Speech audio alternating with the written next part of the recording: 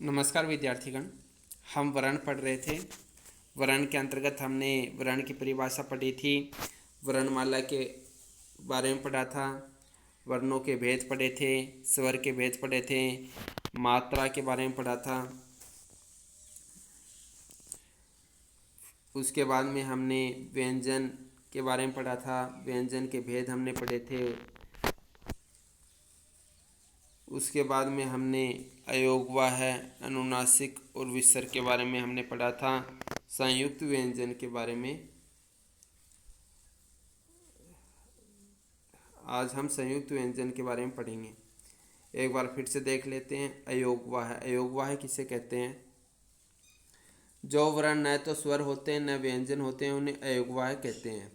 अयोगवाह का क्या अर्थ होता है? जो योग न होने पर भी साथ रहे, उसे अयोगवाह कहते हैं। अयोगवाह वर्ण दो होते हैं, अंग और अह। अनुस्वार, अनुस्वार किसे कहते हैं?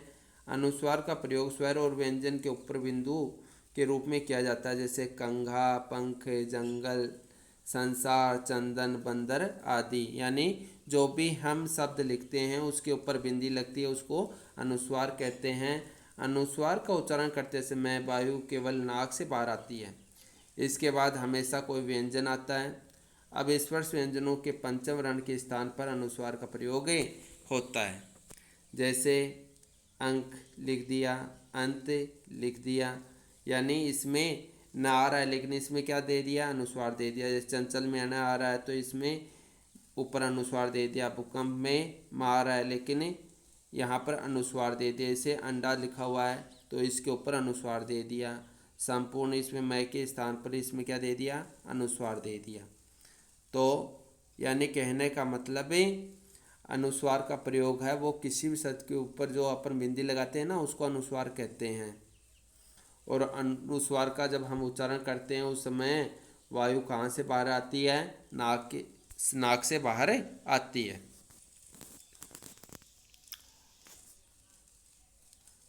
अगर अंतःस्थ और उष्म व्यंजनों से पूर्व सम आया हो तो मय के स्थान पर अनुस्वार का ही प्रयोग होता है।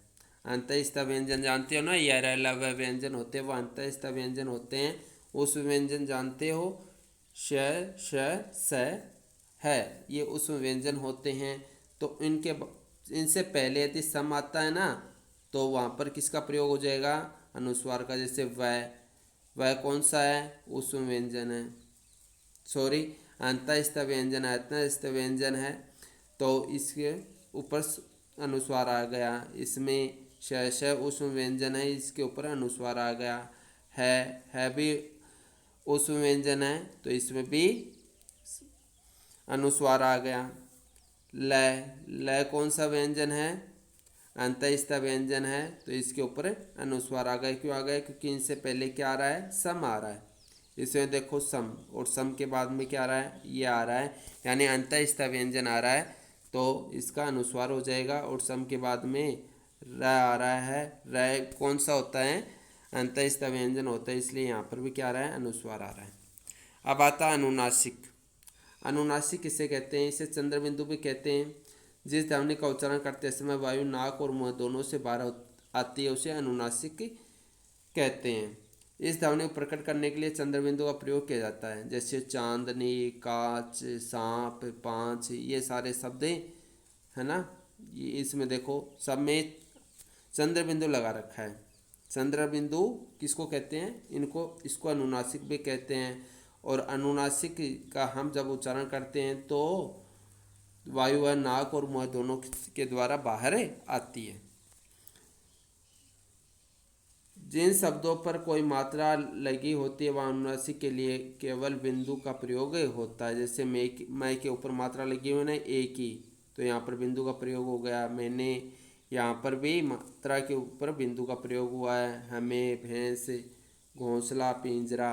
तो जहाँ पर भी मात्रा आती है वहाँ पर चंद्र बिंदु का प्रयोग ना करके केवल बिंदु का ही प्रयोग करते हैं।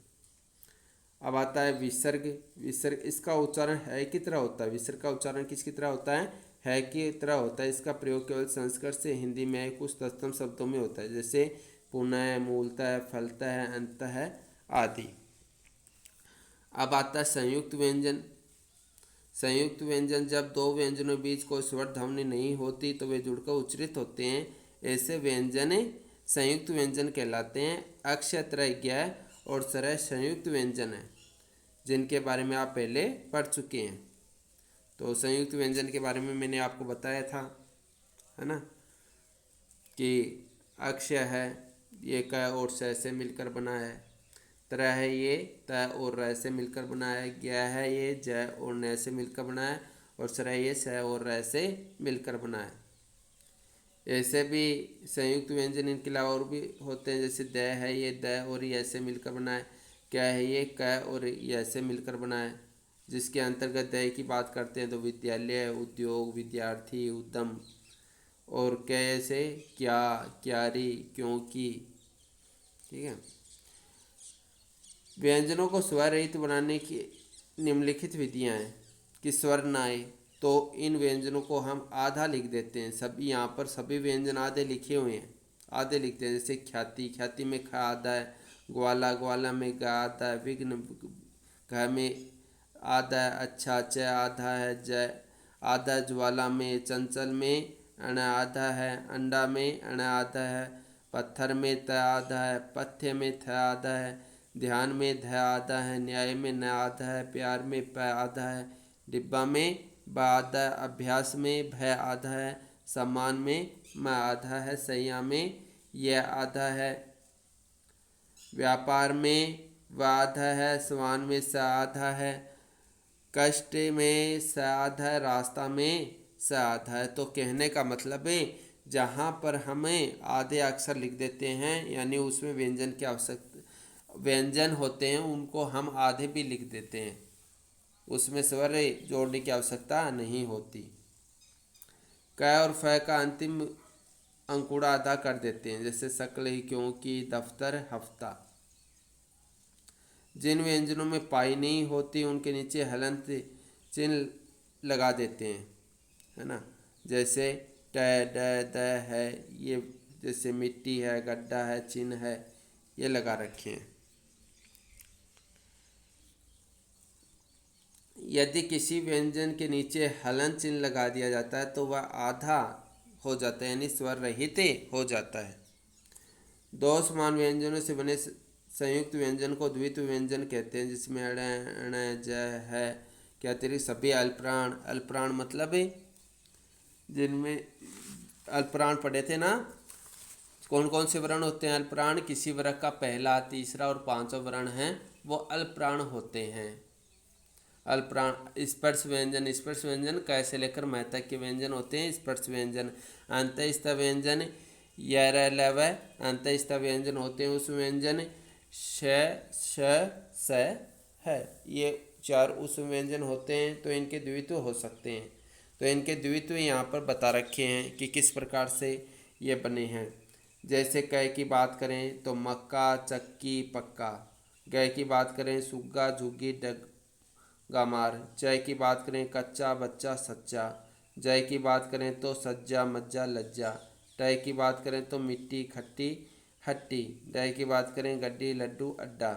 अणय की बात करें अक्षुण। तय की बात करें उत्तर, पत्ता, कुत्ता। दय की बात करें गद्दा, कद्दू, चद्दर। नय की बात करें अन्न, भिन्न, पन्ना। ऐसे ही पै की बात करें तो छप्पर, पप्पू, गप्पी। फै की बात करें मुजफ्फर, गफ्फार। बै की बात करें अब्बा, धब्बा, डिब्बा। मै की बात करें अम्मा, चम्मच, मम्मी। य में अय्यर, गयूर, सैया। रै की बर, चुर, फुर। लै की भल्ला, उल्लास, बिल्ली। वह में हवा, कौवा, चौवन। स की बात करें दुशासन। स में रस्सी, अस्सी, मस्सा। तो इस प्रकार से ये व्यंजन कौन से व्यंजन हो गए, द्वित्व व्यंजन हो गए, जो दो समान व्यंजनों से बनते हैं। अब आता वर्ण विच्छेद। शब्दों का उनकी ध्वनियों में तोड़ना वर्ण विच्छेद कहलाता है। जैसे लक्ष्य है तो ल आ गया, लय के बाद में ए आ गया। क और श से मिलकर अक्षय बनता है, और यह और ए। परिश्रम, परिश्रम में प आ गया, प के बाद में ए। यानी व्यंजन होते हैं वो स्वर की सहायता से तो पूरे होते हैं। फिर र के बाद ऊपर मात्रा लगी हुई किसकी, ई की। फिर आता श और र, दोनों मिलकर श्रय बनाते हैं, और ये ए इसमें जुड़ा हुआ है, और फिर मैं के बाद में ए।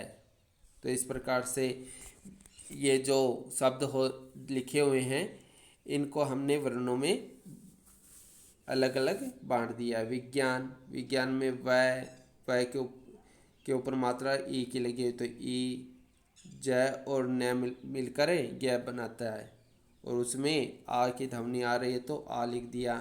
न और न में ए जुड़ा हुआ है।